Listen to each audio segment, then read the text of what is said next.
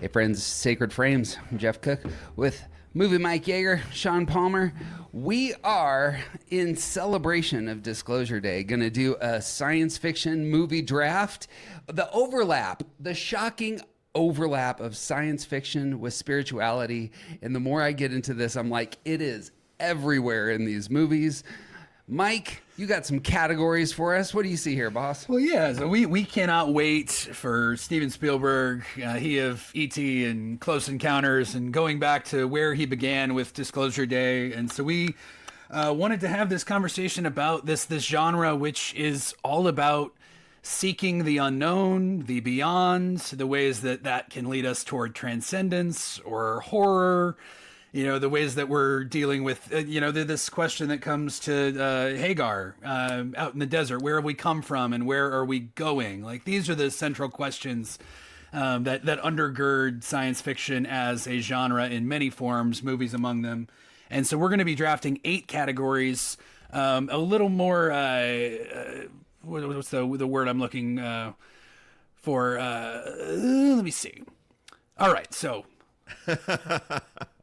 Well, first of all, I want to say at the outset that because we are celebrating the release of Disclosure Day, that I will be doing my entire picks in the clicks from the trailer that Emily Blunt speaks in. So I will be using the language of Disclosure Day. That'll be really good for our audio listeners, those that have issues with that. Okay, so categories are as follows. Category 1, Cosmic Christ. A nod to our buddy Richard Rohr.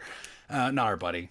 Y'all may know him. I don't know. But this is just a Jesus figure, the messianic figure, obviously, who saves, redeems, resurrects, sacrifices, carries these Christological overtones very present in all media forms. We drafted our Jesus draft back toward Easter.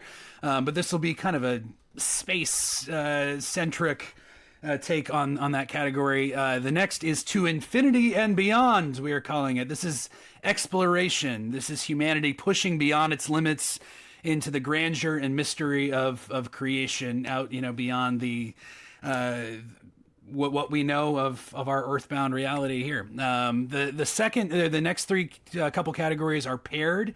We have Holy Communion. This is a genuinely transformative encounter with the other, filled with awe, revelatory. This is, if we're having a close encounter, this is the good kind of close encounter. Next category, the Unholy Communion, when first contact becomes possession or corruption or conquest or destruction. So this is the bad contact with the previously unknown being from beyond. Category 5, Imago Dei. This is a story about creators and creation. Obviously, sci-fi has a huge tradition in the realm of AI and robotics, and that kind of creation is kind of what we're getting at. But these are open to interpretation. The next categories are also paired in a way. 6 being the apocalypse, sci-fi, and these images of dystopia, not necessarily full destruction, but revelation. Something is changing in this biblical sense. And then Kingdom Come. So this is a counterpoint to the dystopia. Many films, they kind of create a version of a utopia or a vision of tomorrow, these perfect societies that may be showing their cracks. I'm interested to see the directions that y'all will go with that. And then we've got a wild card for anything that we're missing here and there, but that'll give us plenty to talk about. You're going to have 24 films with some, theologically packed meaning to them as we get going. So how about anything else to add or refine, clarify, guys, before we get going? Well, I just want to make sure on the rules, our Yes. standard rules. Like, once a movie is off the board, it is off the board. Like, you can't In all take- categories, In exactly. all categories. But I did have a question about sequels and prequels. Oh, sure.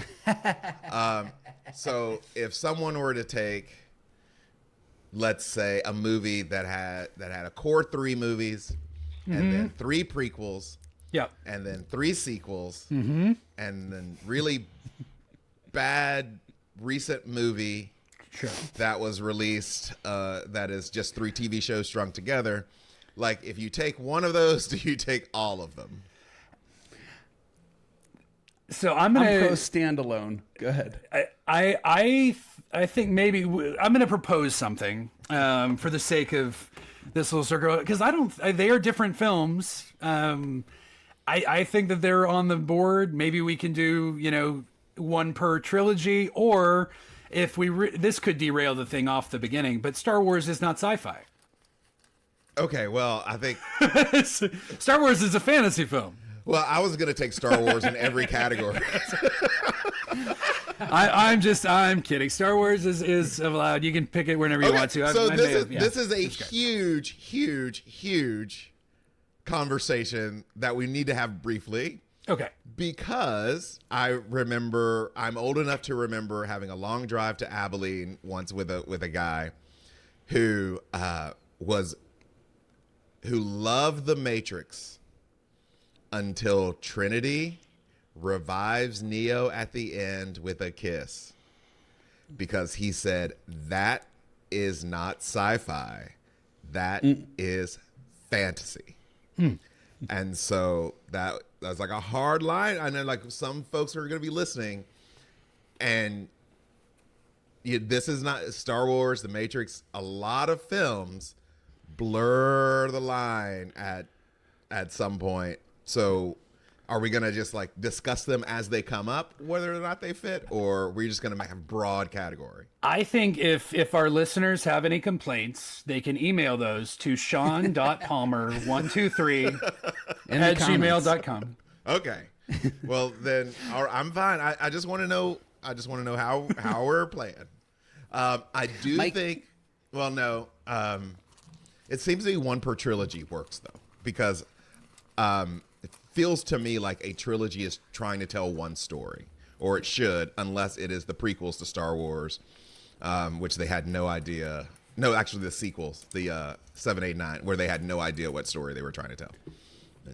And if we're drafting more than 3 Star Wars movies anyway, then we're not trying hard enough, is what I think. Lack of imagination. So, okay. All right. So I'm going to get this started. So I got the bag here. Thank you guys for trusting my integrity. Since I'm doing this live on camera. First pick in the draft was, look at that. All right. I got the first pick this time around. Let me see. Second pick. Sean Palmer. Third pick the worst going spot. to Jeff Cook. All right. Jeff on the turn. 1, 2, 3. Perfect. All right. So with that in mind, I'm going to go ahead and kick us off. Oh my goodness. And I've got so many things I could do. But there's a film on my board that I can't not have. Actually, you know what? Man, y'all aren't going to take it. I don't think. I don't know. There's one on my board that I'm thinking I want to get this so Mike doesn't get it, not because I want it, just because I know it would cause you personal pain. Okay. I am in the category of Imago Dei, and I have to take this film on for a couple different reasons. One, this whole draft came about in tribute to Steven Spielberg.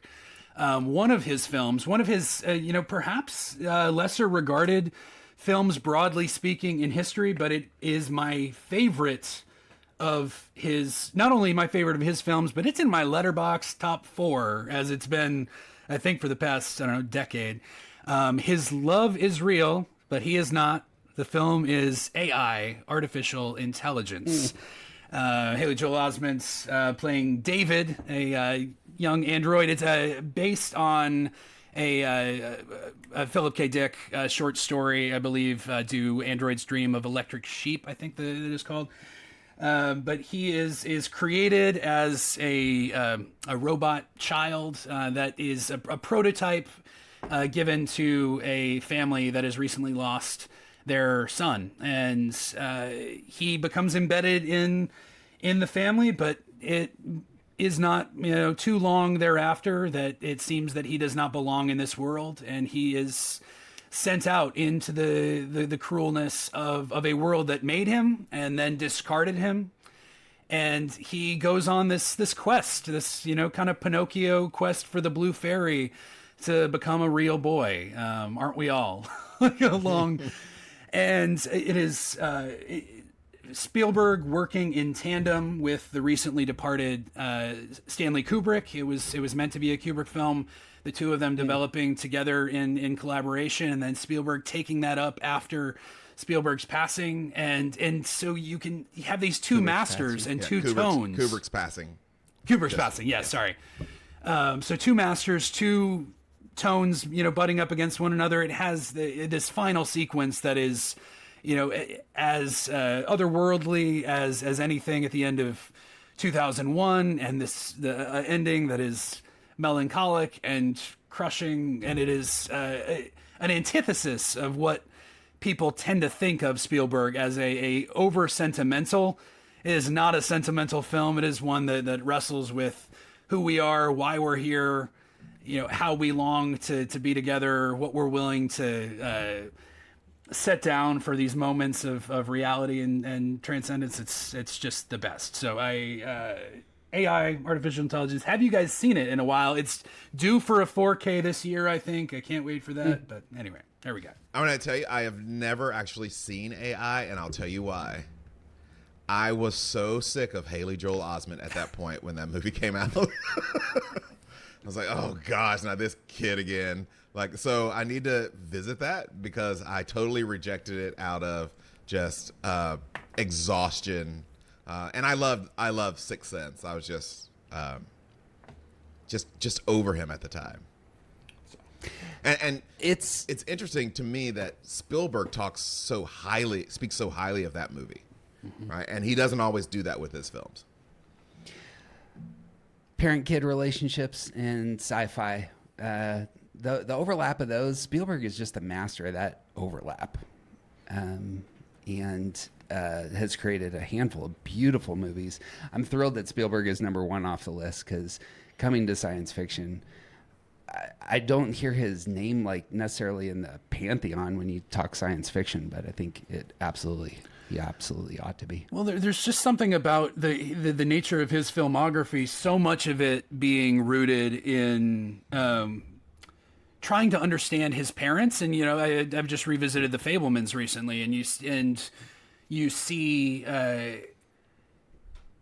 No, you get a sense of how he has become who he has become. I'm saving one little story for later on. There's a film that's probably going to be chosen, but he becomes the synthesis of his parents, and so many of Spielberg's films are about this reckoning with a absent father figure, or a father figure that seems distant or can't be fully understood, and so for that very reason alone, so many of Spielberg's films have this very theological rootedness, because that's, at the foundation of our own seeking with our Heavenly Father, so to speak. So that's what I got.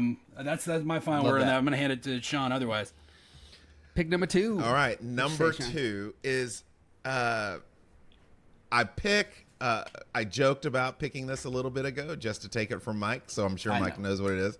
And because it's actually a film that Mike introduced me to through a wonderful sermon. And I just recently revisited it because I've spent so much time in the last couple of months trying to think through what it means to be human. And when you come to sci-fi, I think one of the places that we need to talk about is we tell science fiction stories about monsters or aliens or adventure or travel, not because we're so interested in those, but we're so interested in what it means to be human. And so we need some sort of foil of something that's non-human to look at.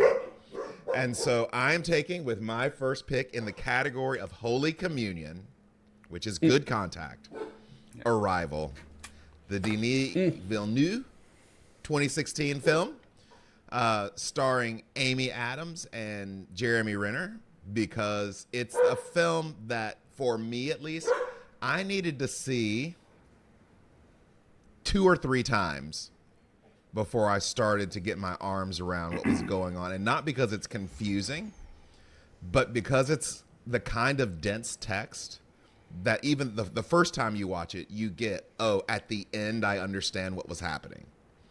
And so the second time is like, now I need to go see what I missed. And the third time is like, now what is it saying? Like, what is it really saying? So the focus on that first contact with the species here, how people respond to that, how we'd likely respond. It's an intelligent species, but we're trying to figure out language. And how do we go about that? Like, language is actually kind of a form of sacrament. It's what brings us into communion with one another. Without it, we can't have it. But also time, which is another topic that's been on my mind a lot recently, like time as a gift, how we mark time. And I think it's just one of the top science fiction movies for the average person who doesn't want to learn a completely different lexicon, right? Like if you're watching like a Star Trek or something like that, like what's a Klingon? What's a, this, by not introducing a whole different language for people to know and learn and interpret, it's really a movie about language. So I'm going to take Arrival. That's my first pick in Holy Communion. It's a good one. The thing that strikes me about Arrival and a lot of the science fiction movies at their best is it's about these big things that are out there, but so much is really about that inner life and the struggles going on inside of a person. It's a great selection. Anything you want to say about Arrival, Mike, since you're the expert on it? I am heartbroken, of course, but no, Arrival is a tremendous film. I saw Arrival for the first time back in 2016 by myself at a theater in Seattle, Washington. I was up there for some work at a seminary. I had just arrived that day. Session wouldn't start until the next morning. And Donald Trump had just been elected president. And there was something about going into the theater, and when I emerged after this story that is all about how are we going to see across these seemingly unbridgeable gaps between our peoples and our understandings of one another, our willingness to see the other as well, and it has only grown more resonant in the years since. It's one that I've probably revisited, once a year. It's a comfort watch for me, even though it has, kind of a crushing ending. There is a transcendence to the science and how it plays in, and that'd be verging into spoiler territory certainly. But it's about 10 years old. Well, sure. And back to the sermon you referenced there, Sean. I talked about Arrival in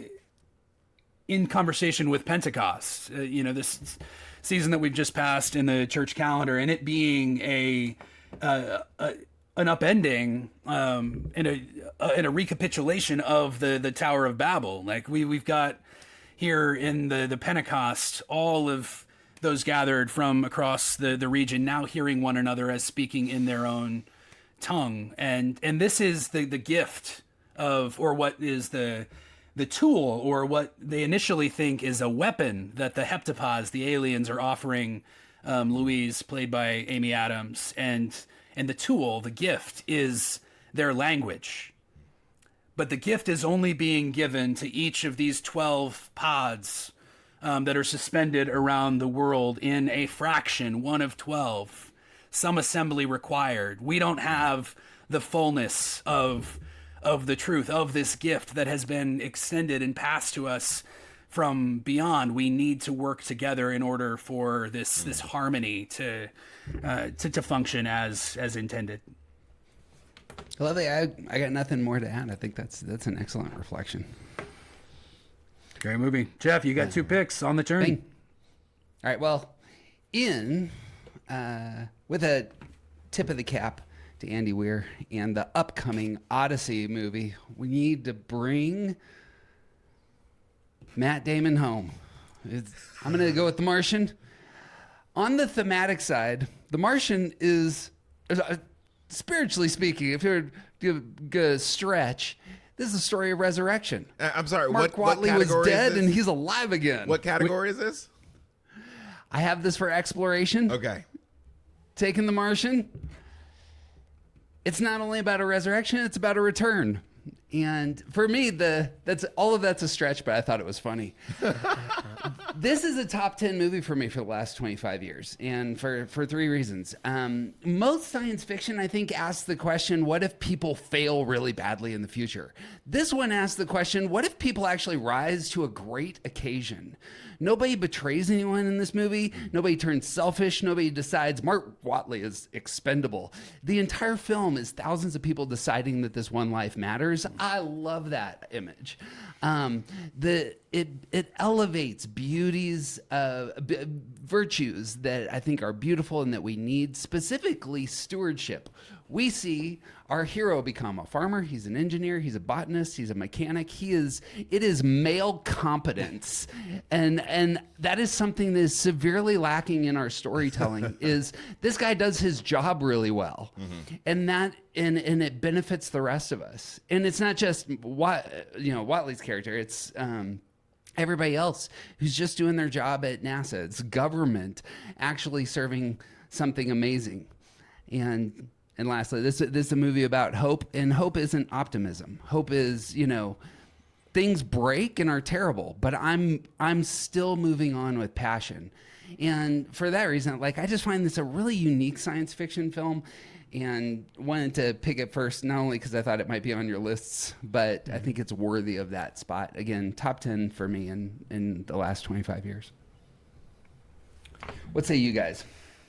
My favorite thing about The Martian, and I think we may have talked about it when we discussed Project Hail Mary a little earlier this year, it's very much present in Weir's writing, and the films are certainly paired in this way. I love the nature of them being about solving problems and solving problems as just I'm bringing my recovery ethos into it. It's like one day at a time, one problem at a time. Yes. Like at the end of the film, when he's saying you just solve the problem and the next one and the next one and the next one. And if you solve enough problems, you get to go home. But it's how loosely Watney holds both his successes and his failures, knowing that, it's just data to him that reveals how he is meant to respond to the next thing in front of him. And it's just a very open and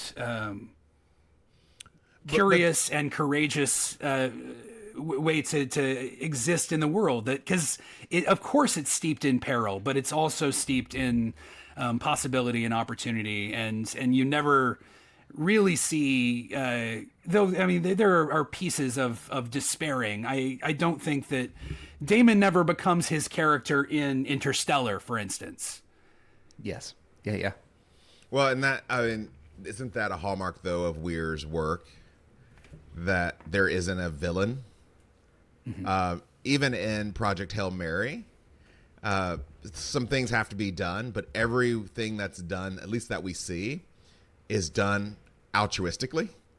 This is for I think that's one of the reasons that people love Project Hail Mary, particularly at this moment in time, that there are human beings are capable of doing good for the sake of the good that it is. And not just to monetize it. So good choice. So Jeff has The Martian to infinity and beyond. All right, so my second choice is, I saved my opinion here, but in my view, the only sci-fi film in the Star Wars canon is Rogue One. The rest of them, as was said, are space fantasy. They got some space wizards and some magic powers, but Rogue One, I think, is arguably much more in that line of talking about the science fiction, the oppression of fascist governments. Rogue One doesn't have a central Christ figure, but I'm going to put this as number one, the Jesus figure, because the whole movie is Christological.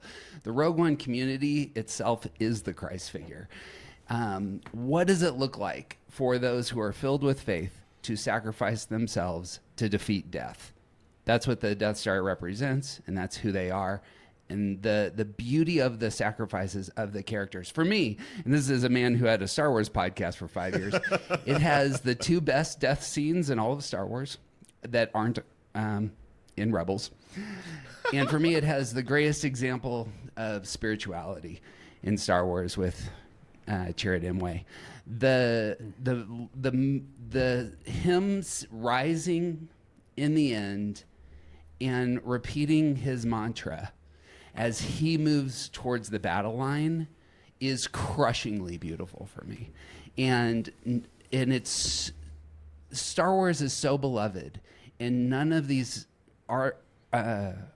writers are choosing to engage the things that make Star Wars amazing, that we see in Empire, that we kind of see in New Hope, but it gets nailed by Gareth Edwards in Rogue One. And so the last thing I would want to say here, again on the spirituality front, is that their mission is remarkably close to the logic of the Passion itself. Christ doesn't establish a kingdom through conquest. And this is a good thing about sci-fi. It's not just, commonly the best sci-fi movies aren't just like, I need to defeat the enemy. The end of Rogue One is them handing on the good news at tremendous cost. That's what it is. And so just some depthier Christian parallels for me in this movie. And Andor did nothing but make this movie number one for me in Star Wars. I would not have ever thought that I could say that. No. But Empire gets shifted just based on how amazing the Andor TV series was. So, thoughts? Well, given my childhood pajamas and bedding, nothing will ever unmoor Empire from being the greatest Star Wars ever. But I will give you this. I was so lukewarm on Rogue One for years and years and years, because when I turn on Star Wars, I want to see Jedi, right? Mm-hmm. Until the TV show. Until Andor came along, and then watching Andor season 2 makes Rogue One hit so much harder. It's absolutely true. I've never experienced that in any sort of movie, television, or storytelling, where when you got the prequel, you were like, oh man, that made the other story that we knew even better. So I can't bump it off your list. I wouldn't try to talk you out of Rogue One being your number one Star Wars, but I think that's mistaken. But I'll allow it. Yeah, I am one with the Force. The Force is with me. I am one with the Force. The Force is with me. No, I think it's a great picture, Jeff, and I think really well stated. The how you put that. I think that it's the sacrifice, the collective sacrifice is, I mean, certainly what gives that film its power. It's around the time I think that Riz Ahmed, the pilot, I can't remember his name, when he is one of the first to die, and the awareness kind of comes over you watching the movie. Oh, this is what they're doing. This is gonna happen. It's gonna happen to everyone, and from that point, I'm locked in, because I know what this movie is, and it gives each subsequent passing that much power for the very reason that you described, the handing off of that information and carrying on, the bearing witness. Like, yeah, I love it. Well put. Last little thing before we turn back to Sean is, like, I have a mix I listen to sometimes when I'm working out, and one of them is the last song on Andor. It's kind of a celebratory, we're moving forward kind of song. I'm always in the middle of weightlifting session, and I'll just start weeping. The beauty of these characters just kind of like, apparently, is just living in my heart in this subconscious spot. So anyway. High value here. All right, Sean, your next choice. All right, so my next one is, because I'm going to go with this category because I think great movies in this category are a little bit more rare than other categories. Mm-hmm. It's To Infinity and Beyond. So these are like where humanity is pushing forward, outer grandeur, all of that. But I'm going to go with what Mike mentioned a minute ago, Interstellar. So Interstellar, this great exploratory, the world is falling apart. We've got to find something new. But all of the science around it and all of the difficulty, this is really about human bonds, and really a connection between a father and a daughter, and that those bonds can be transcendent, they can be tangible, and that bond itself can say, like, that relational bonds can save humanity. So, right? And so you've got this really interesting thing happening in the film where it's all about going away and going far away. And how's that gonna, and even Anne Hathaway's character, like, everything's been driven by human bonds. So, you know, had a time in my life where I was read a lot about the U.S. space program, missions to Mars, and all of that. And like, I love all of that stuff. But that was really a pissing contest with the Russians, right? And like, we got a lot of technology and knowledge out of doing it. It wasn't fundamentally about human connection. But when you watch a movie like Apollo 13, and the guys are out there stuck, like, what becomes most important is like the human connections. Like, why do the crews on the ground want to save the crew in space? The human connections. And I think, again, when it comes to sci-fi, what we're actually trying to get at is human connection, not just let's see what's out there. Love that. My only word on Interstellar, it has arguably the top scene in sci-fi for me. The spaceship spinning scene after Matt Damon has blown everything up. I cannot help weeping every time. It is Zimmer performing Bach in 12. Dun, what? Yeah. It's 12. It's spinning, and just the heroism embodied in McConaughey's performance there. It always really moves me. Top sci-fi scene from. And I will always take an Anne Hathaway movie. Sure. This is just what has to happen. So in terms of the science of it, I am in no way qualified to make any statements as to how accurate any of this may be. When you got wormholes and relativity and all the things, but I am all in for a movie on bookcases. Yeah.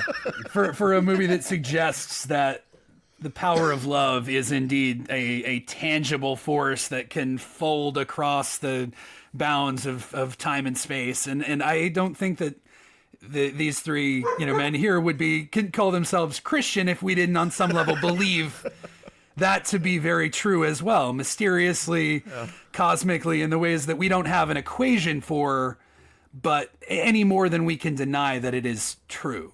Yeah. So if God is love, then love has to be everywhere, right? And it has to be the central thing of what anything that is made of, right?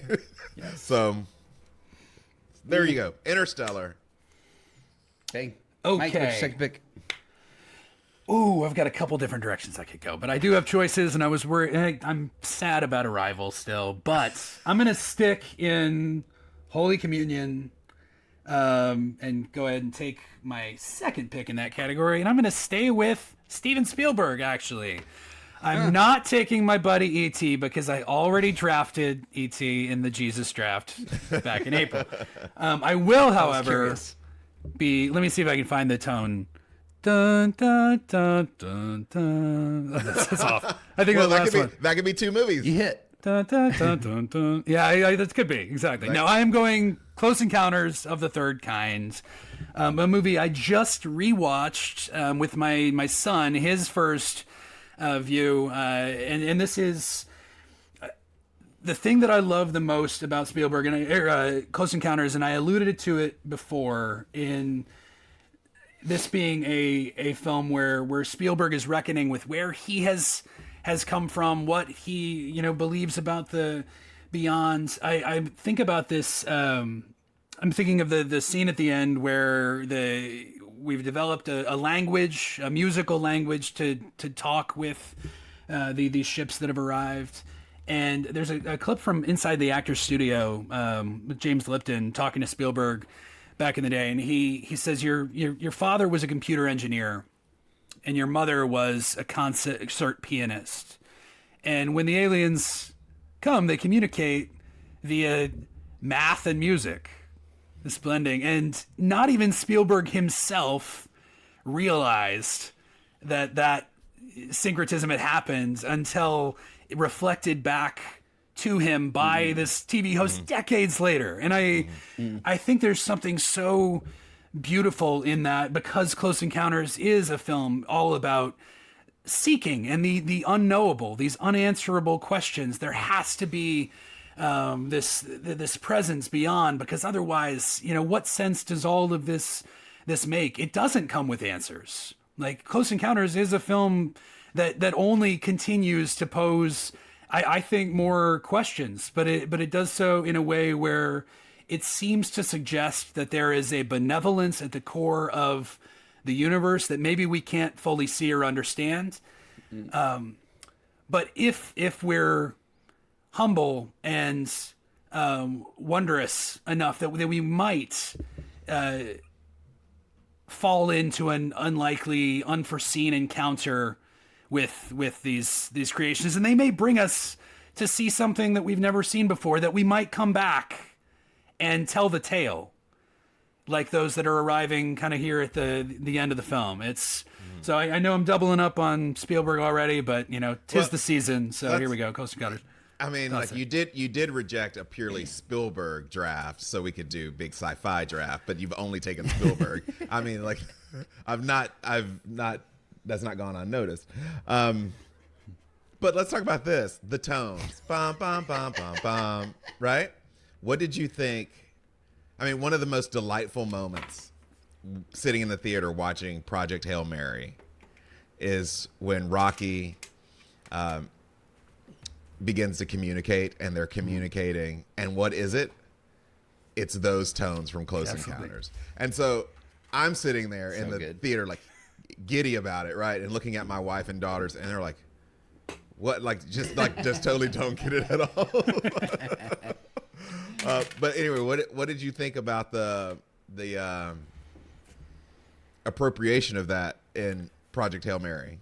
Oh, I didn't see it as appropriation. I saw that if Project Hail Mary is it's homage. Like that. There's so many films that are coded into that. I think that's one of the things that makes that film so charming. The thing that has hit me throughout my list and thinking through sci-fi movies is technology is coming into film, and yet so much of the stories end up saying, but what still makes us human? And there's the way that aliens and people communicate in Close Encounters, but what I see in the Project Hail Mary use of that is this is the soul of a human being in the middle of space, and drawing on their culture and the beauties of their culture and using it in a different kind of way. It's not based on the math and the music. It's based on their personal memories and bringing their humanity to the table. And so two different uses of that music, and that's going to be a theme for me throughout, just how much the human comes out in a lot of the movies that I love in these categories. Yep. Anyway, you got another one? Okay, yes. So I am, let me see. Yeah, I'm going to make my Infinity and Beyond selection. It's probably what should have been the number one draft pick for this draft. I cannot believe it's still sitting here for me. So I will be taking 1968's Stanley Kubrick. Well, I'm sticking with the AI thing as well.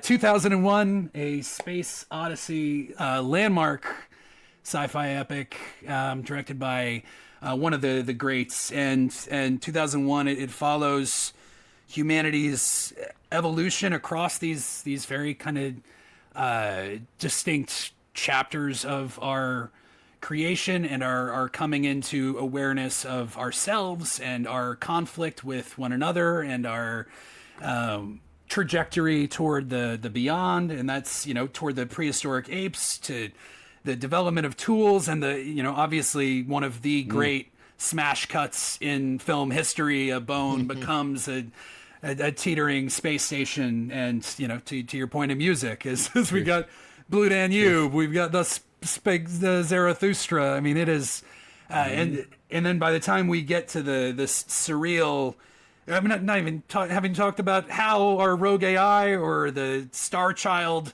trip through this like LSD cosmic wild 20-minute sequence into the Great Tomorrow. It is just one of the great films when I've seen multiple times. I'm no closer to understanding it now than I ever have been, but I think that there's, at its core, whether we are apes in the dirt or whether we are, star children in the Great Tomorrow, we seem to be living in these same echoes of conflict, and I think that's what gives that film its timelessness and its disquieting power to this day. 2001, Space Odyssey. That's what I got. It could have been easily picked for Unholy Communion or Imago Dei, but I've got it in the kind of seeking infinity and beyond category. There you go. Okay. All right. I just a real quick word on that. The intro scene, top intro scene for me, certainly in the top 5. It's not just how beautiful it is and how powerful the music is, but what it's communicating about humanity, and that the movie seems to be communicating that the origin of humanity is with these tools, and the first thing that that primate does with the tool is goes and kills another primate. And just how crushing that is to begin your movie about, okay, and this is the trajectory of your species into the future. That's powerful. It's powerful stuff. All right. Sean, Back to you, Sean. Yeah, so I'm gonna speed us up here. Yeah. And go with Imago Dei, which I want to remind people that the category is the creature confronts its creator. That's the definition of the category. So what does it mean to make a being in your image? And in that category, I am going to take Ex Machina. A24's Ex Machina. Top choice. Caleb, a young programmer, wins a company contest to visit the eccentric CEO. And there he meets Ava, who is an AI. And there are just tests all over the place as Nathan is testing both Caleb and Ava. Ava is big, kind of like part of her role is to see if she can convince Caleb to free her. Very much like what we just recently saw with Anthropic's Claude code. Like the programmer gave it the task to break out of its sandbox, to see if it could break out of its sandbox. Now here's I find this really interesting in terms of human behavior. In almost every story where there is, we create an AI robot. Almost every time in that story, the people around it figure out, oh, we've created a human-like person. Let's see if we can have sex with it. I don't understand. From all the things, it tells us something, whether it's Westworld or, oh my gosh, what was the movie last year that I really liked, where the robots didn't even know that they were robots. But this theme keeps coming up over and over and over and over again, which tells us something both about human sexuality and about human deviance, maybe too. It's just a lot going on there. And so, because even in this movie, Ava uses her attractiveness to manipulate Caleb. And that's what's interesting. It's the next step. What happened? Of course, is the tendency. These guys want to have sex with robots, but what happens after that is real interesting. Oh my gosh, Mike, help me remember this movie from last year or 2 years ago. That was really good. Are you thinking of Blade Runner? No, Or no, it's like not two the- couples. They're like on a weekend away. She realizes somewhere in the that she is actually an AI, a robot. I mean, it's a really fun movie. She's on the poster. She's got a pink headband and a pink dress. Gosh, I can't remember. Oh, Companion. Yes, Companion. So I could take them both. Companion's really a much more fun movie. But everyone should check out both those movies. But I do think what it means to make something in your own image is like, what do you do with it once you have it? And so fascinating to me that when God makes humankind in his image, he says, tend a garden and be free. Mm-hmm. Right? So something at the heart of God, like those are the impulses. We are so different from our impulses because I think the let's have sex with it is really about, if we had robots, we would enslave it in some way. Mm-hmm. We would make it do what we wanted it to do to meet our ends. And that's the quickest way in storytelling to say something like that. So that's my pick. It's an excellent pick. You got thoughts on? Yeah, well, I mean, Sean, you talked about it. It's just the nature of consciousness becomes the question itself. Like, is this a tool for our use, or is this a being that we have now created and have some responsibility for? And Ava, like, to her point, like, I think that, I'm always taken with these stories of like the AI or the robot who becomes self-aware, and the first thing they realize tends to be, oh, these humans are idiots. Are terrible, yeah. Well, I mean, those are the questions, like those questions about consciousness. The first 2 seasons of Westworld on HBO opened those questions really creatively. They just had no place else to go with it. And like, what does even consciousness mean? And then issues of autonomy.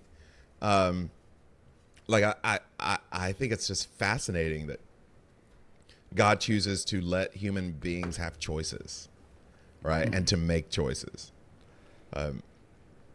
When what we see is in our own storytelling that if we had that same power, we wouldn't do that.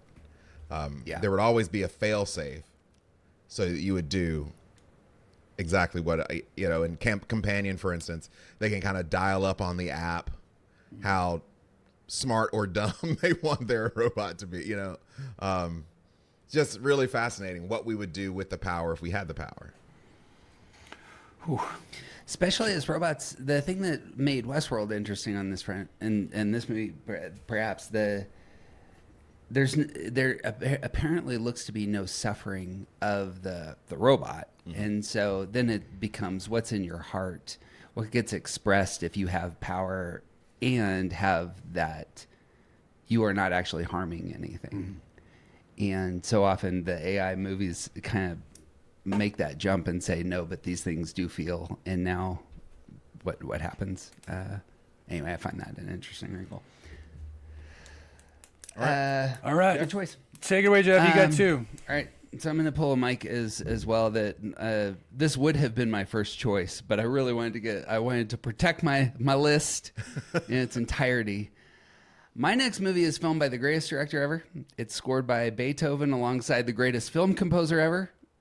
It's fronted by arguably the greatest movie star ever, and it's written by a top 3 sci-fi author. And together, I think they create the perfect film.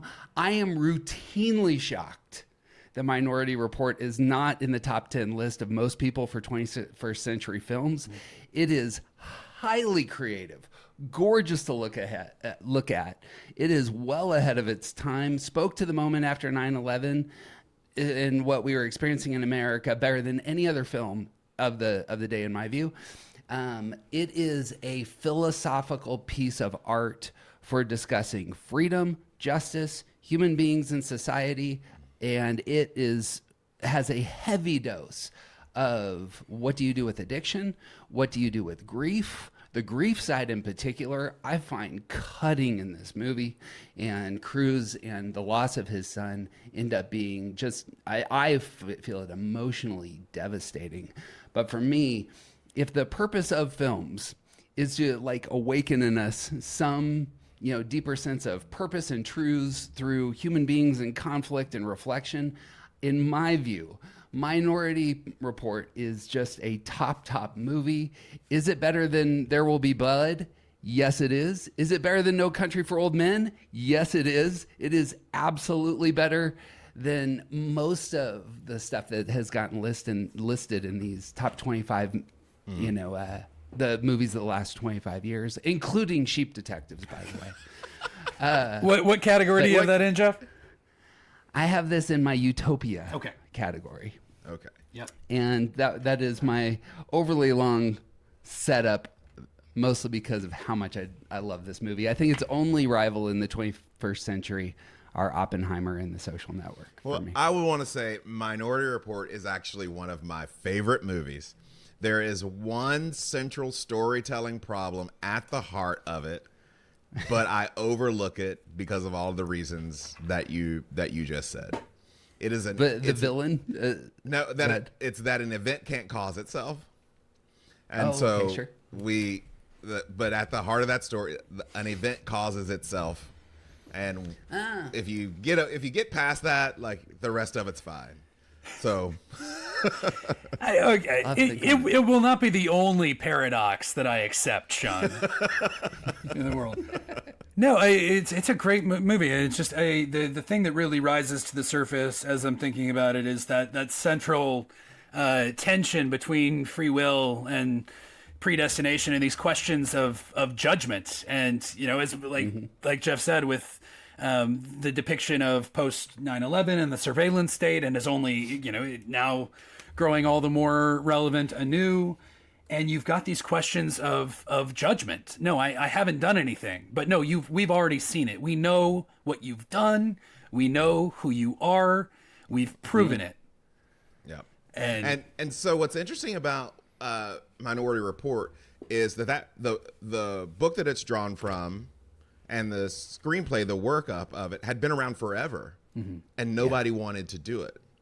Right? It takes that post 9/11 moment for folks to get behind it, and it was this long dance between Spielberg and Cruise. I mean, could you imagine? It would probably take 2 years to schedule a lunch to get Tom Cruise and Steven Spielberg in the same room about all of it. So it took a while, but it is one of the. I think I wrote about this fairly recently in my Good Faith Media column. Because I watched Minority Report with my daughter, and you guys have had and will have these experiences where you watch this really great film with your kids, and they're like, huh? They kind of shrug, and it's like, it was all right. And we're watching the same movie, but the reality is, oh, you weren't alive when this came out. So there are things happening in the film that lack texture for you in that way. And it's not that you weren't alive when the events of the film happened, especially with sci-fi, but this is how art speaks to a moment in culture. Yeah. And that you have to have some exposure to that culture in that time to appreciate the same way. Yeah. The scene with the spiders that's shot overhead. Seriously. That the detail of that scene that is so mind-blowing is as they're coming in and pulling open everyone's eyelids and scanning them, everyone just accepts it. They just kind of casually stop what they're doing, be it fighting or making love or cooking dinner.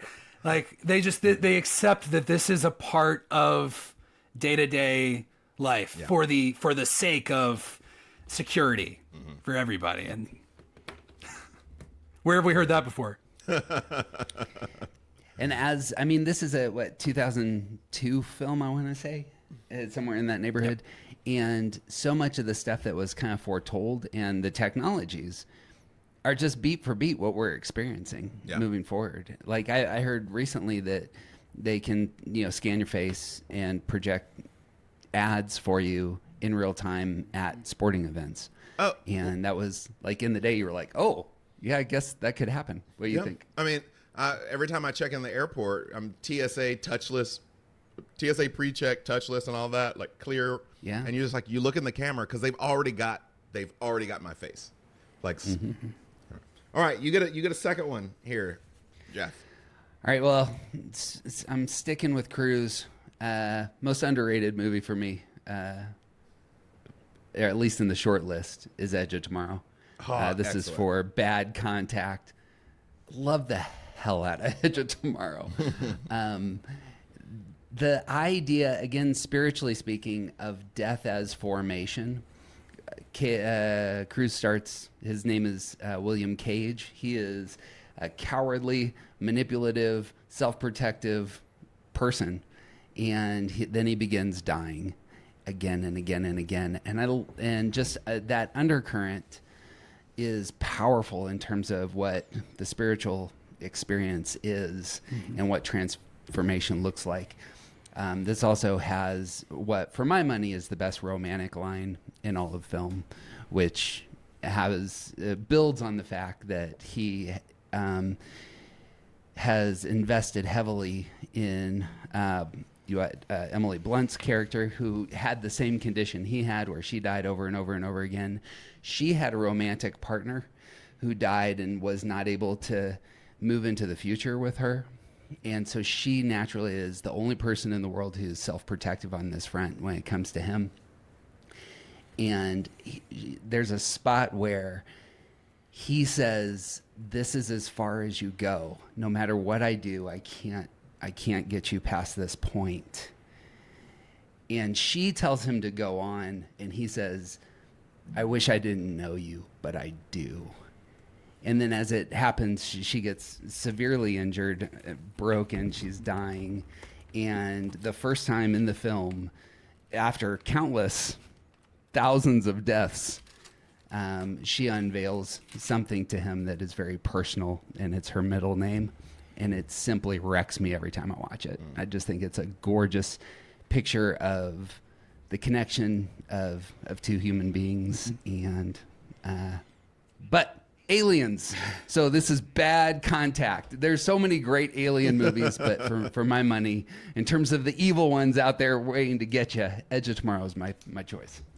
Cool. My favorite thing about that movie is the I guess I'll call it the theology of persistence. Like I've been recently playing this video game Hades too. Not that that's particularly important, but the genre, it's a roguelike, which means you're going on these kind of shorter runs, but each time you die, you go back to the beginning, and maybe you've collected a little bit that gets you further than the last time, right?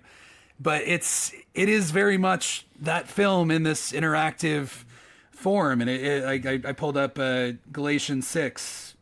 So let us not grow weary in doing what is right. We will reap at harvest time if we do not give up. Like there is this, I am going to keep at it, come what may, and I'm going to get up the next day and I'm going to do it all over again. I think it is beautiful, and it's what makes people treat Christians or people that live with a kind of illogical hope as delusional, because it requires a certain kind of delusional hope to carry on with all that we're asked to carry on with in this world. And that's a film that gets that reality really well. Well, it's such an underrated film. And it's interesting, Mike, you talk about persistence, because after a while, as a viewer, even I got tired of going back, right? I mean, and like he has to keep on doing this and doing this. Like, oh gosh, here we go. Well, here's, just retreading over all of this. And it's such an underrated film for all of those reasons, but that persistence and hope. And work and learning, and it's very much, Richard Rohr calls life a series of surrenders, and what he means by that is like these little deaths, like and this is how you mature, like you go through these little deaths. So, it's a good word. All right, Sean, you're up. We got to pick up the pace. Yeah, I was true. So I'm trying to crush through it. So I'm gonna go Holy Communion. Yeah. With my early '90s crush, one of the great films that I still think is underrated. 1997. where genetic engineering dictates social class, upward mobility. There are two groups of people, and it's not negotiating this change between the valids and the invalids. Oh, come on. You're going to steal one from me. Gattaca. So good. For me, Uma Thurman and Ethan Hawke probably at their, maybe not at their acting best, but they're acting together best. Like, they really make that movie. Jude Law represents what happens when everything doesn't go to plan. That even in the most engineered world and society, there are still accidents and incidents that you cannot get around, but also about personal development and striving. You know, when Ethan Hawke's, oh gosh, there are so many different names. Jerome is Jude Law. It's Vincent. Vincent, that's right, Vincent. So name. they're two brothers doing what brothers do. They're having their test of strength against one another. So we're gonna go swim, and late in the film, is his brother, how are you doing this? He says, I never saved anything for the swim back. And there are moments in life where to get over the hurdle, you just have to not save anything for the swim back, right? You just like, I am doing this. And so it's part parable about brokenness. It's a warning about the future and the limitations of our best designs. Even the doctor who administers the urine test reveals at the end something about his son. Crushing. Yeah. Can I speak to that real quick? Yeah, go the for urine it. test. Yeah. It took me 2 or 3 times watching that movie to realize that the heart of that movie is that last scene with that doctor who's just a side character. So there's a doctor who's making sure that people who aren't valid don't move forward and get prized positions. And so you have urine tests and all the rest. And the last conversation that he's going to have with Vincent, who has been faking his identity forever, been using another name, using another alias, this doctor who has been in close proximity because he's got to look at his penis all the time, says he knows it's their last conversation. I still haven't told you about my son. He's a big fan of yours. He wants to apply here. Unfortunately, my son's not all they promise, but then again, who knows what he could do? And then Vincent fails for the first time his identity check. And the doctor pushes a button and he says, "You're going to miss your flight, Vincent." And that's the last word in the movie, is him being seen for the first time and him moving forward. Just crushing for me with reference to what his own son could be. Love it. Yeah, I just think it's one of the top five movies. It was the only one I was really worried about losing in the draft or not being able to pick up. What category did you have that in, Sean? Kingdom Come. Okay. So, Utopia and its limits. So, Thievery. All right. Well, yeah, I can't add anything to Gattaca because I'm due a rewatch. I haven't seen it since, I think, year 2000, sophomore year bio. Like one of those like days in class where it's like, we're just going to watch Gattaca for the rest of the week. Well, Mike, I have the 4K. If you okay, all right. If you want to Fantastic. swing by. All right. It might be one of my birthday movies. I'm making a list. Perfect. Excellent. All right, so I got 2. And I am going to start out by what am I going to do? Oh, that's okay. I know what I'm going to do. Unholy Communion. I've got a couple different ways I could go. One of my favorite films of all time is Ridley Scott's 1979 Alien. But I'm not going to take... Actually, well, darn. So that is the film to take. That's the best film. The most theological film in that series is later on. So I'm going to take Prometheus, actually, as my... Wait.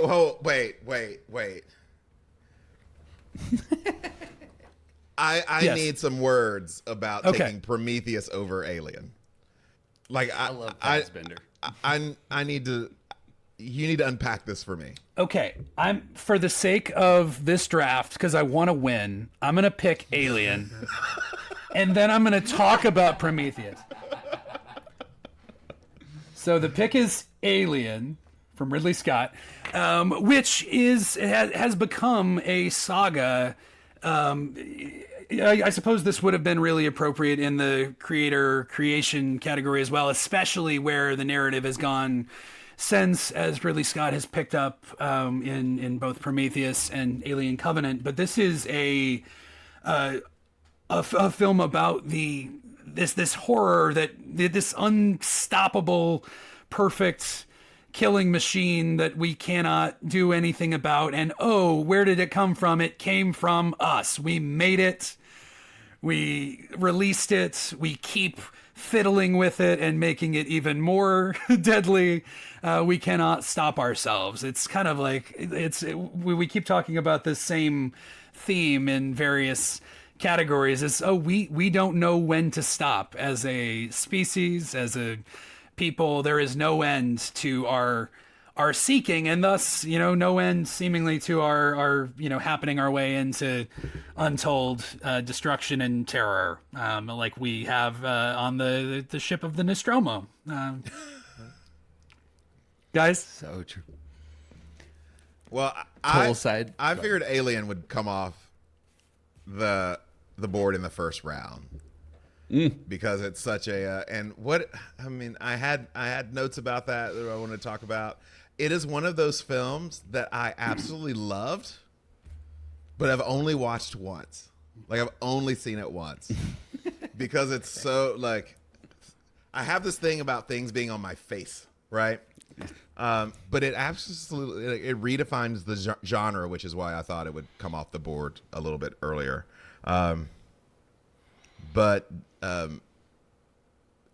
that's what my pick about Prometheus is. Like, anything down from Alien, I'm like, it all comes from the same thing, because the horrors are the same, which is this these creatures who are weapons, the body invasion, all of that. Like, it's just awful. But anyway. Yeah. On my feed recently, a guy had a CPAP machine that he designed to look like a face hugger for falling asleep. I just love the hell out of that. And Prometheus, only because it is there is a legitimate, conception and birth. Like, Prometheus is a Christmas movie more than it is anything. I mean, I will make that pitch later. But I'm going to carry us on to the next category. Which one do I want to do? Golly. All right. Within Cosmic Christ, though I did think about making you all mad and talking about Luke Skywalker and The Last Jedi in this category, I'm going to make Sean mad for a different reason and talk about an animated movie called WALL-E, about a wonderful robot who may save all of humanity, it seems like, after dying and being reborn during the ship crash at the end. WALL-E is one of Pixar's best. It is half a perfect film. The first half, that is essentially a wordless, silent movie before WALL-E and Eva get up to the space station, is unlike anything Pixar has done before or since in its world building, in its confidence to narratively tell a story without any cutesy jokes and this and that. But WALL-E is just a figure who goes about his business, and that gives him ultimately this opportunity to be entrusted with the seed of new life. And I just think it's beautiful. It's a movie about creation care and what we are doing to our planet in real time, and thinking that by all means there will just be colonies unforeseen for us to go off and live on in perpetuity. And I just don't know that I believe that. I believe that heaven is a place on earth. There's a song about that, I think. No, it's not an escape route. It's not a escape plan. It is a restoration project in the here and now, and the ending of WALL-E is the beginning of that on earth, and that makes it a Christ story. Well, if I had ever seen it, I would probably agree with you, but I save my cartoons for Saturday morning, where I sit around eating a bowl of cereal in my underoos. Look, that's the place for animation. Tertiary topic, but animation commonly hits this beat where they animate something that you think is a nuisance and give it life and personality. And the cockroach that is the friend of WALL-E is just special. It's just so well done. Well, be here after the rest of us are gone. Yep. All right, Sean, you're up. All right, so I am gonna go. Man, there are so many. Okay, so there might be some pushback, some category pushback, but I don't think it's category fraud. So for my Unholy Communion Bad Contact, a movie that I was surprised by when I first saw it, I thought it was gonna be pretty throwaway, but really found remarkable. So I'm taking in Unholy Communion, A Quiet Place. Hey. Oh, good one.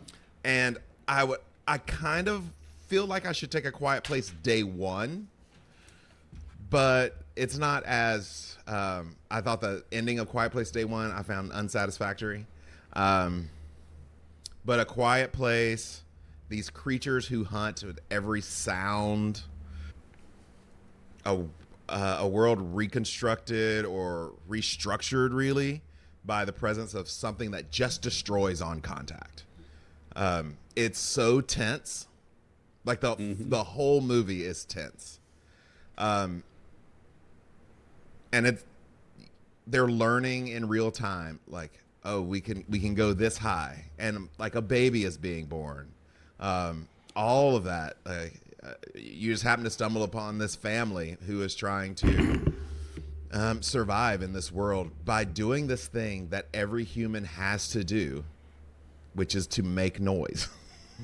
Yeah. Because this fundamental thing of communication, even sign language, the friction of hands and body parts coming into contact with each other has a sound to it.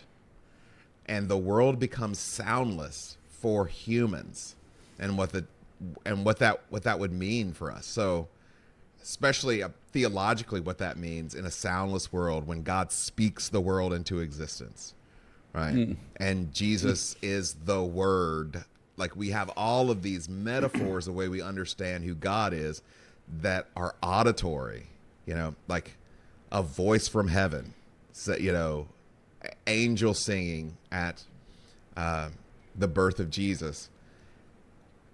I don't think the natural tension of a human being in a soundless world would drive us all crazy so incredibly fast. And I don't know, like, I watch some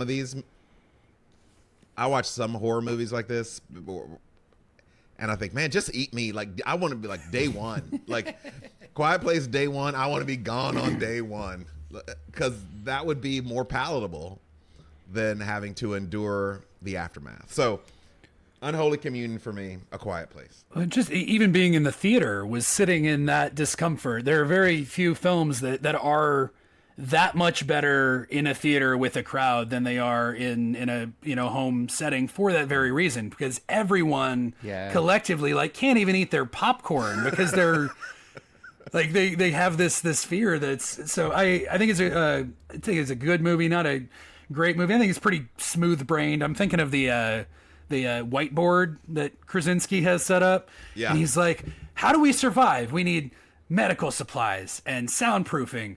What is the weakness? It's written out and circled in big, bold letters. It's a mass market film.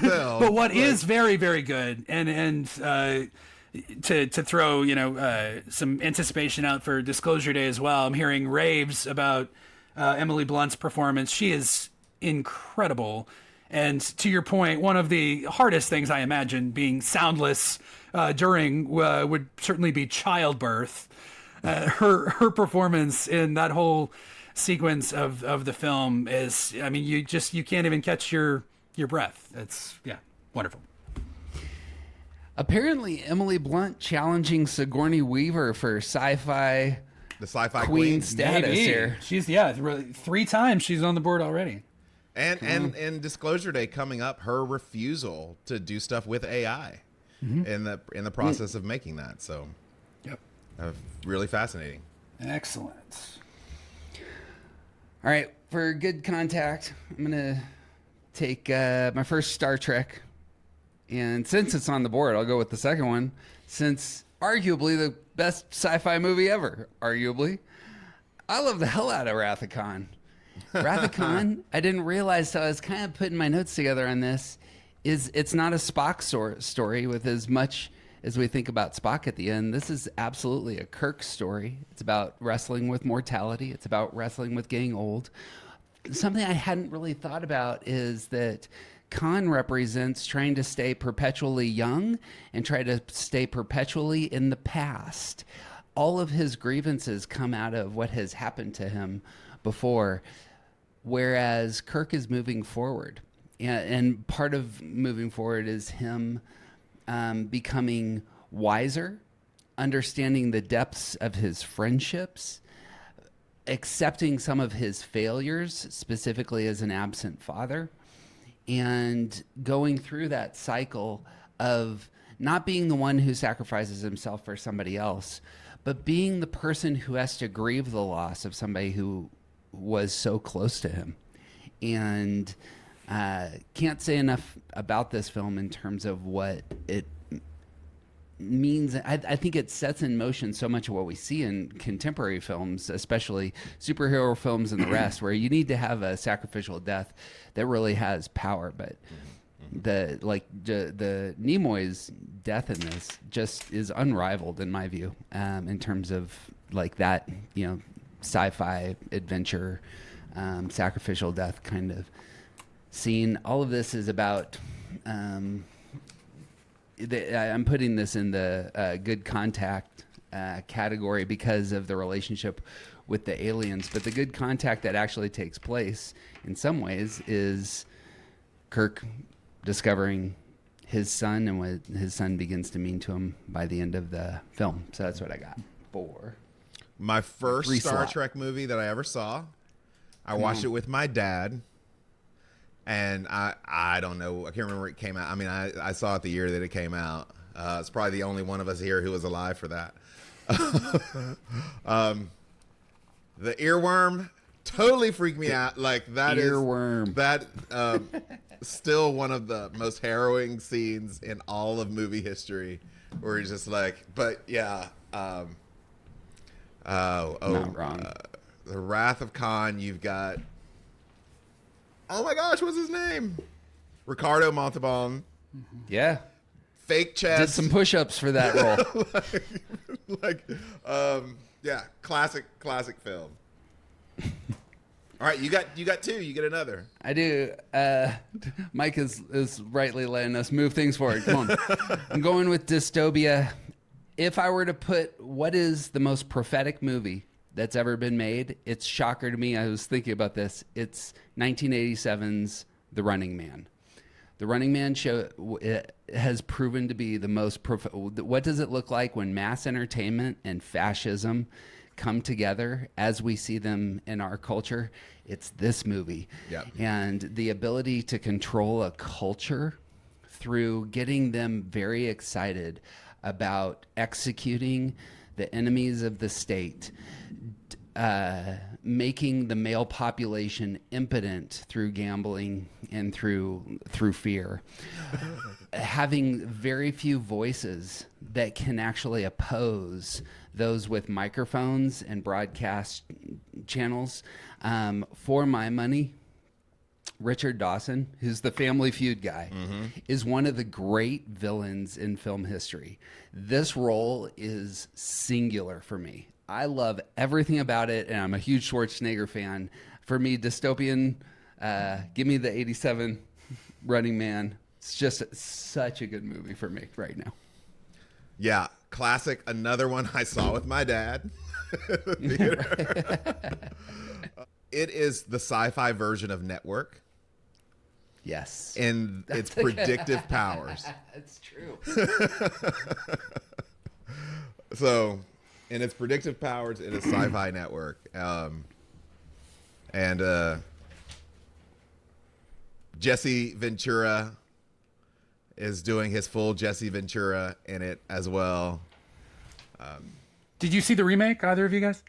I've started it's it. trash. I'm like 15 minutes in, and that tells you something. So Edgar Wright's remake of The Running Man is okay. Glenn Powell's pretty good.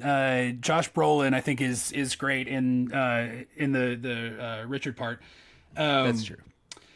What I have a problem with, I think, is that you've got Paramount as a company making this film, which is all about a billionaire having his fingers on the dials of volume and objective truth and perspective and narrative.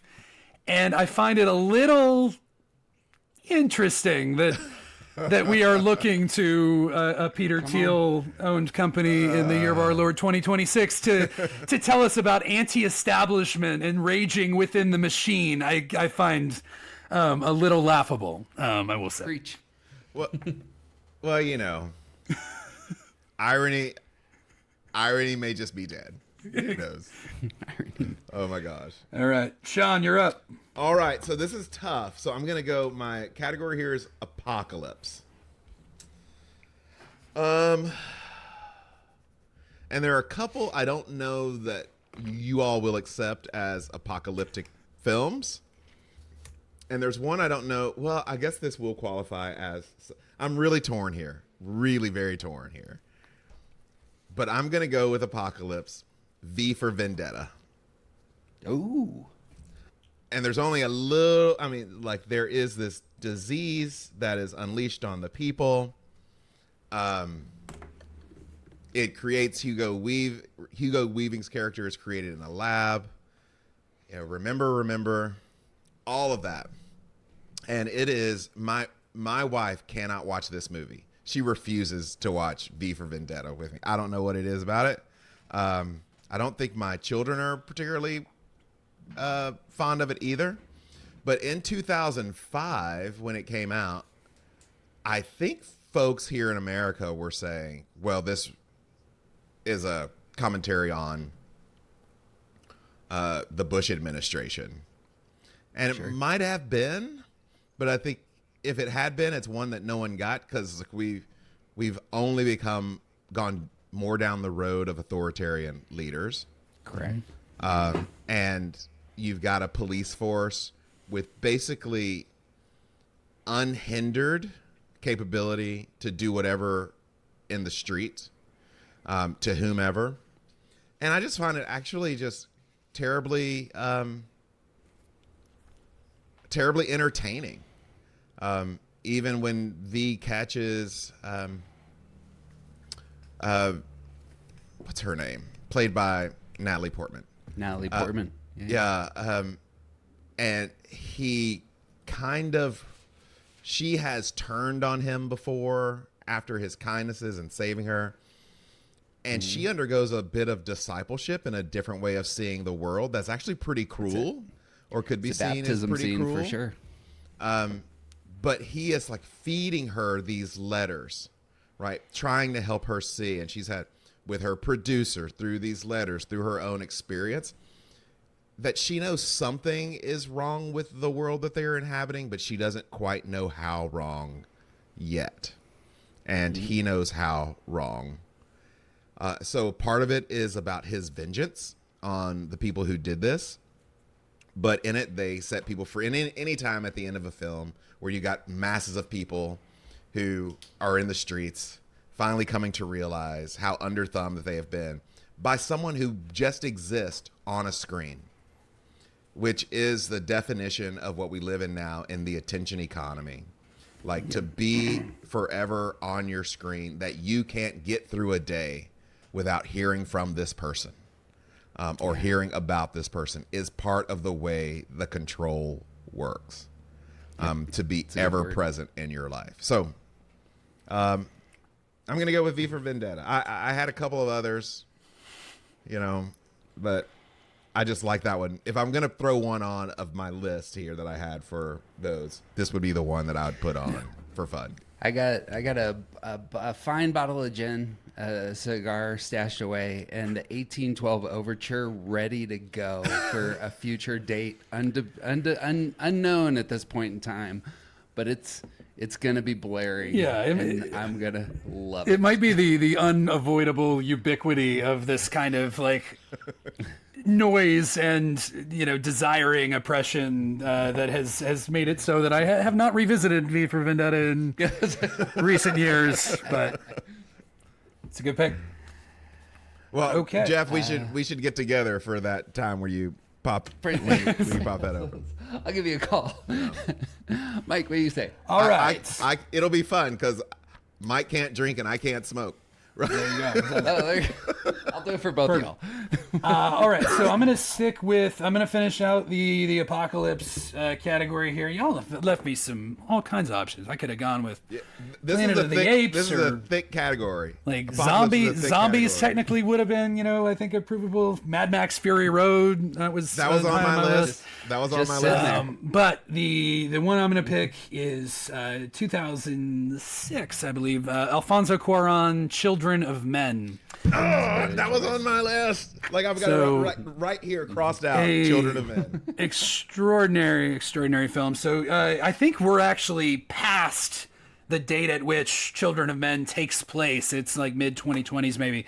But it takes place in a near future in which the human race can no longer bear children. And this is leading to all manner of broad scale destruction and unrest and uncertainty for very obvious reasons, as the human race is seemingly dying off, except that Clive Owen, playing a former member of a revolutionary group, is tasked with taking this young woman, Key, who it is revealed is now deeply pregnant and with what is the only child known in existence, and many other, all manner of people looking for her, looking to control or to use for their own purposes toward the saving of humanity, maybe, but who knows? We've got to get this young woman to where she's going to be safe, and we got to do it now. It leads to a crescendo, a closing sequence. It's a very long, famous tracking shot as this conflict is happening during the course of the birth, and open war breaking out, and the scene as Cuarón follows Key and her child down through what had just been gunfire moments before, and you see everyone with their reverence, and all of the fighting ceases. Everything gets quiet. Everyone is just in awe of what they are seeing, this new life. And it is, I'm getting overwhelmed just thinking about it. I'll leave it to you guys, but it's one of those sci-fi movies, future movies, that seems so prescient because it gets how people respond in these times of trial. Well, yeah, similar to Quiet Place, it's just such a unique idea brought to film, playing out the story and the situation, and as was said, the way the end is executed is just spot on. I just revisited this a couple of months ago because it was on Criterion under the Julianne Moore. For whatever reason, they had like just 5 or 6 Julianne Moore movies, and watching it for the first time in over a decade, maybe. and had forgotten that Julianne Moore is in this movie, but she's in it for like 6 minutes. Right. Like it's like it barely snuck into the category, and I was struck with how I think V for Vendetta and Children of Men might make for a really interesting double feature. Yep. That's a good call. All right, you got one more, and this One is more your pick. last in wild card. Yeah, last wild card. So I'll come back at the turn. In Kingdom Come, this vision of utopia. So we are living in an age, obviously, where, our AI chatbots and I don't know if you heard the story about Paul Schrader, the writer-director, being dumped by his chatbot. No. He started a relationship with. But as we're talking about robotics. It's in Ex Machina and all of these technologies that we use on some degree or another to fight this inherent human battle with loneliness, this feeling of isolation, of displacement. And in Spike Jonze's 2013 film Her, Theodore Twombly, played by Joaquin Phoenix, he purchases this new OS, I think they call him in the movie, this AI named Samantha, voiced by Scarlett Johansson, and they build what is framed as a very real relationship and romance, and we see his human those with whom he's in actual real life relationship respond to varying degrees, one being his ex-wife, one being his other friends, all seeking to understand him. And is this real? How real? How many other relationships may Samantha be carrying on with others as well? It's all of these questions about what is the nature of real relationship when we are talking in very open, vulnerable, intimate terms with a being on the other end of the line that is coded ones and zeros. Yeah. I mean, it's a question of our day we're still reckoning with. We will continue talking about, but this is a conversation that started a decade ago, if not before, but a great film, and I think very fitting for this category. Seems such an unbelievable premise at the time to me. It's like, oh, that's silly. And it's shocking to me how that has kicked, how things have moved on this front. I don't know about you all, but my AI thinks all my ideas are incredible. Yeah. Yeah. And it lets me know before it responds. Yeah. So the sycophancy that's built into AI, like go out of your way to ask it to push back on your ideas, Yeah, it's really right. fascinating. Anyway, so all right, Mike, that wraps you up. It's good. I'll come back for wild card, but yeah, you're up, Sean. We got one more around the. You have one around more? the horn, yeah. Oh, we have eight. We have eight now. Yep. Okay, so I'm gonna keep this moving. So Cosmic Christ is where I'm gonna go. And what did I have? There are so many to choose from. Another, but I don't know actually which one. I'm not gonna be pleased with whatever I choose here. But because the category is films that critics see as identifying Christ, like that have a Christological structure, a chosen one, that sort of thing, I'm going to go with Dune and Dune 2. Come on. Because it is, for those who have read the books, there is a lurking about the Cosmic Christ, played by Timothy Chalamet. Paul does not want to be a Messiah figure. He is quickly expected to be one.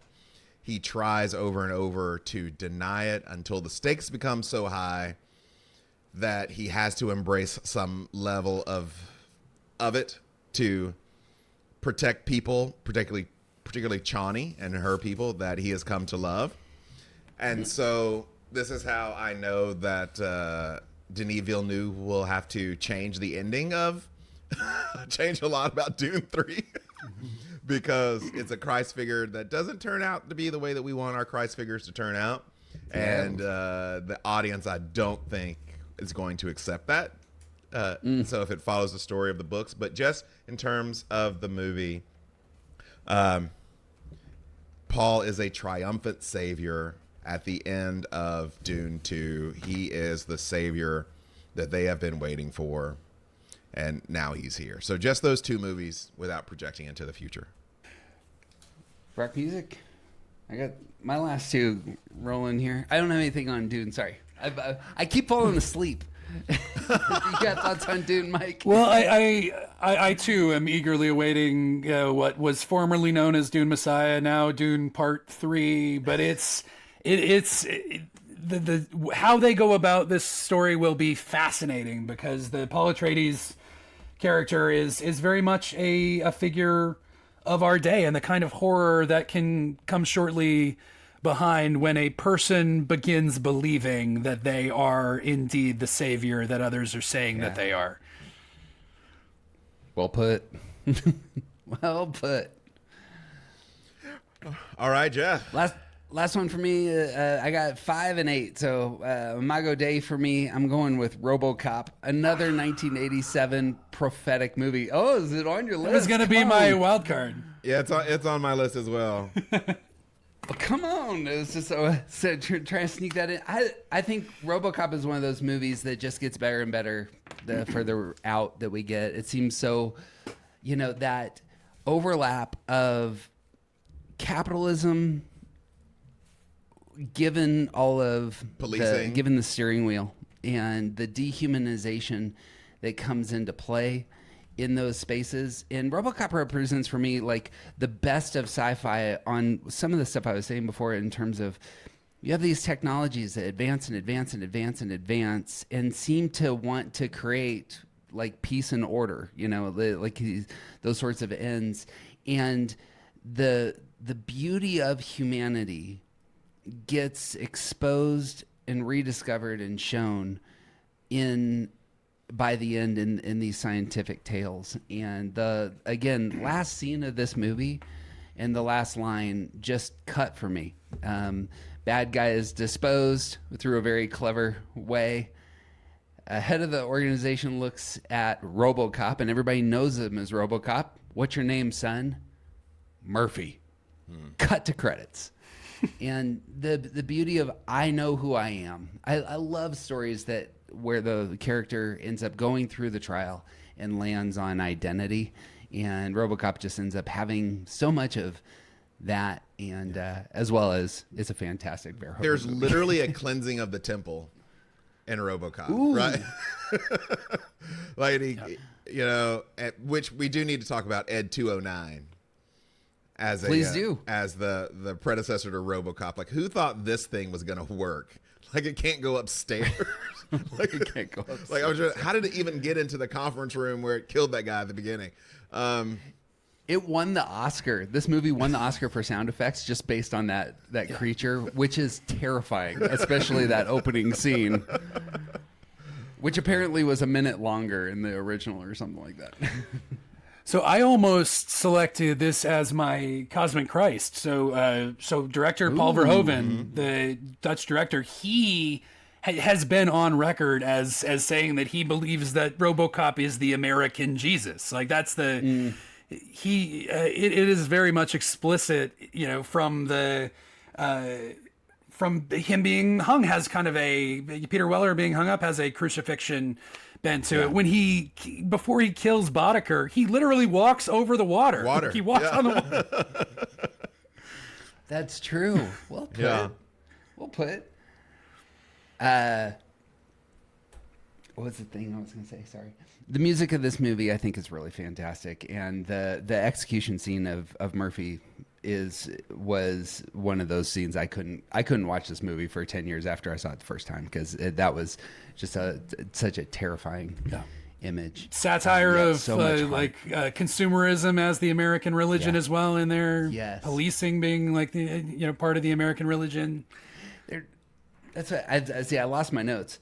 That's exactly what consumerism, policing, the role of corporations in society, and again, it's about control, and even the overlap of the criminal class with those who are enforcing the laws. that's not a topic for our day, but if it were, that would be important to talk about. Well, and did I mention already that I saw this in the theater with my dad? Ooh, come on! All right, three wild cards to go. All right, yeah, I got a coin flip between two of my favorites, which is Fury Road and Back to the Future. I'm gonna go with the Mad Max. All right. Just for the soundtrack. I love the hell out of this soundtrack. It's would be my number one for soundtracks, but also it's the case that sci-fi needs to have, and we see some of it, but it needs to have more feminist tales. And this one, I think, does a stellar job of elevating some of the best themes in feminist literature to the front in what is a movie titled Mad Max, obviously. But really, that's not about Max at all. Yeah, right. Bringing in the exploitation of women, the diversity of women, the envisioning what, when a very patriarchal culture is confronted by, well, it's not even, well, it's confronted at the end, but the seeking to escape, and how resources are used to enslave. So many great themes we're talking about here. I could talk about this movie all day long. It's a top movie for the 21st century for me. Yep. I may watch it today just because I started thinking about it just now. I know. Do I own that on 4K? I should if I don't. Just rewatchability is extraordinary on this movie. It is but it is, for a feminist tale, a boy movie. Oh, talk about that. So my daughters have these categories, right? And it's like, well, that's a boy movie. And they would definitely say Mad Max Fury Road. But actually, when I talk with men, and when I talk especially about whatever is the crisis of male identity or masculinity right now, the war boys are instructive here. Because what do they say? I think I've talked about this before on previous episodes when this movie's come up. What do they say before they sacrifice their lives? What is their highest goal in life? They say they're going to Valhalla. Yeah, but they say, witness me. Oh, that's right. That's right. And like at a very deep level, what we want in life is someone to witness our lives. Yeah. To like, you saw me, I was noticed. You witnessed this great thing that I had done. Like, witness me. Anyway, that's great. All right. So well said. I got one more, and it's wild card. And there's so many I want to choose for different reasons, but I'm gonna have to go with Contact. Great pick. It's a good choice. Matthew McConaughey, Jodie Foster. The Earth receives communication about how to build a machine, figure it out, stick a human into that machine, and something will happen. And it running through the entire movie is this conversation between Jodie Foster and Matthew McConaughey about faith and science. And she is left in the end with her science dependent upon her faith, or lack thereof. That she has had an experience that she has no proof of, but she is deadly certain happened, and no witnesses to. And so it's the book is better than the movie, Carl Sagan book, I believe. But it puts on, I hate when movies ask really important theological questions and then realizes that they don't have anything close to a helpful answer. You pitched the question real well. Yeah, I mean, like, this is when it's a freshman philosophy seminar, and like every student, Jeff's probably taught those. A few. Every student after the first 2 weeks thinks they're the deepest person that's ever lived. And it's like, no, people have asked that question before, but they don't, it's not an easy, I love the fact you could walk in that movie an atheist, have been presented all of that information, that story, and walk out an atheist. Or you could walk out a little closer to belief, and you could walk into that movie a person of faith, and walk out a person of faith, or walk out a little bit farther from faith, right? Yeah. It's fair. And or like, oh, that's a question I need to explore. And so that to me is really good storytelling. So is a sci-fi movie that doesn't feel like a sci-fi movie. Matter of fact, you're talking about going to watch something later today, like another movie where we get information through tones. So True. Always All seems right. to come back to parents and children, right? Okay. Let me see. So my last pick. Man, we left a lot of good stuff on the table here. I could go Spielberg 3 for 3, War of the Worlds. The Thing is out there. Avatar, Project Hail Mary we talked about earlier in the year. Ad Astra, The Iron Giant. I was maybe going to make a pitch for The Truman Show. Okay. Well, Truman Show's on my list. Okay. On one of my lists. I had Truman Show. Well, I had it in Wild Card and something else. But I'm trying to. I didn't say anything about this earlier because I thought if someone's going to take this movie, it's going to be Mike, and I'm just going to let him have it. Stalker. Great movie. Yeah, we don't have time to get into Tarkovsky here. Really don't. Okay.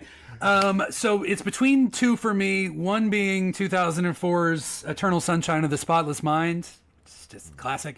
But there's a film that has yet to be chosen in the sci-fi draft, which makes zero sense, that we have not said the words Blade Runner on this draft.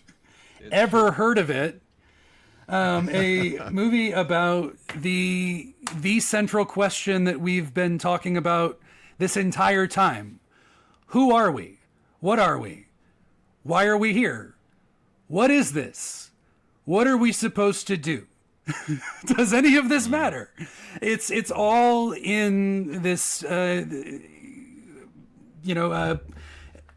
post-apocalyptic, well, it's kind of a utopian, what's the word I'm looking for, this whole genre, this kind of steampunky futuristic world, where Rick Deckard is noir, and I don't know which version is the favorite. I prefer the version without the voiceover narration. I know Ridley Scott's gone back to it.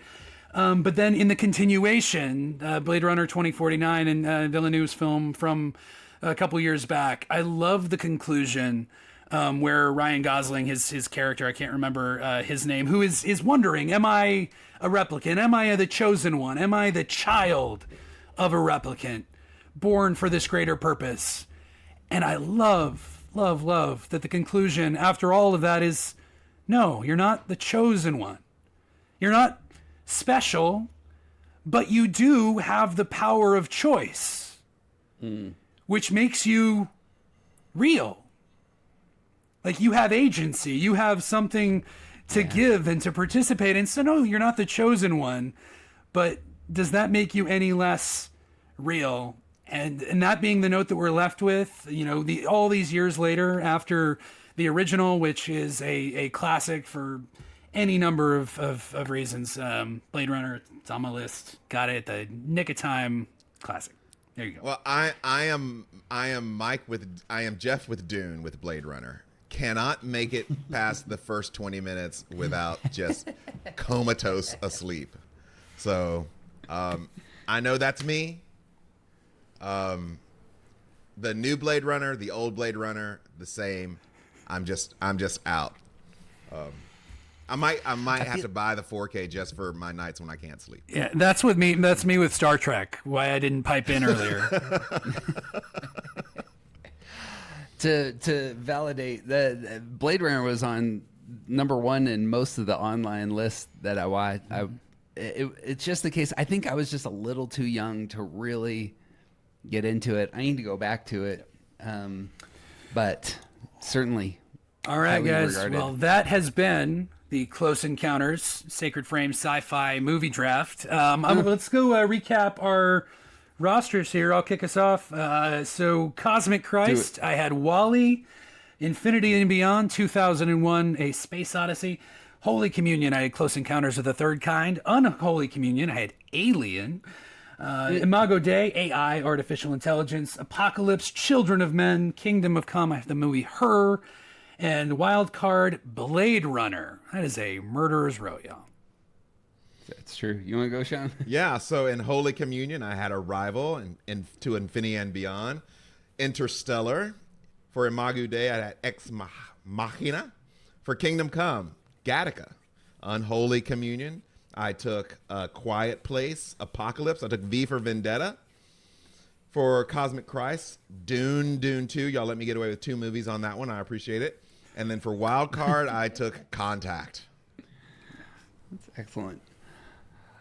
Well, I'm the only one with the Star Wars and the Star Trek. I started off with my Christ was Rogue One, my exploration, The Martian, Holy Communion, Star Trek 2, Wrath of Khan, Unholy Communion, got some Edge of Tomorrow, Aliens, Imago Dei, creating some creators, RoboCop, Apocalypse, I got Running Man, Utopia, got Minority Report, and my wild card coming in with a bullet is Mad Max, Fury Road. Those are all good. Goodness, man! So many good sci-fi movies out there. Yeah. That's crazy. Those are. I don't complain about any of those. I wouldn't have any trouble with any of those lists. We'll vote for your favorite list in the comments, and we may be tackling Spielberg in the future here. Yeah. In benediction, live long and prosper, everyone out there. We'll see you for Disclosure Day in about a week. Well, this is the way.